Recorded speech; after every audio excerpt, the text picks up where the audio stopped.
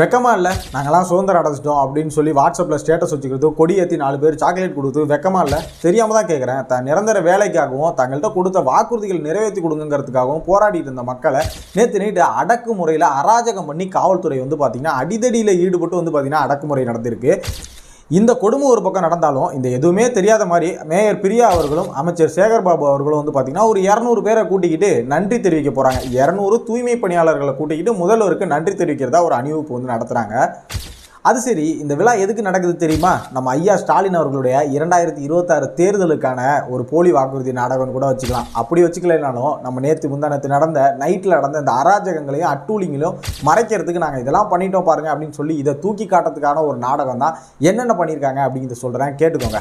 So வருங்காலத்தில் வரக்கூடிய நாட்களில் தூய்மை பணியாளர்களாக வேலை பார்க்கக்கூடியவங்களுக்கு காலை உணவு திட்டமாக பார்த்தீங்கன்னா அறிமுகப்படுத்தியிருக்காங்க. இரண்டாவது பார்த்தீங்கன்னா இந்த தூய்மை பணியாளர்களுடைய குழந்தைகளுக்கு புதிய உயர்கல்வி திட்டம் அப்படிங்கிறது ஒன்று செஞ்சு தரேன்னு சொல்லி வாக்குறுதி கொடுத்துருக்காங்க. மூணாவது பார்த்தீங்கன்னா 30,000 பேருக்கு, அதாவது 30,000 பேருக்கு இந்த தூய்மை பணியாளர்களில் வீடு இல்லாதவங்க, சொந்த வீடு இல்லாதவங்களுக்காக ஒரு 30,000 வீடுகள் கலைஞர் கனவு இல்லத்தில் பார்த்தீங்கன்னா ஒதுக்கி தரோம் பெரும்பாலானவங்களுக்கு அப்படிங்கிற மாதிரி சொல்லியிருக்காங்க.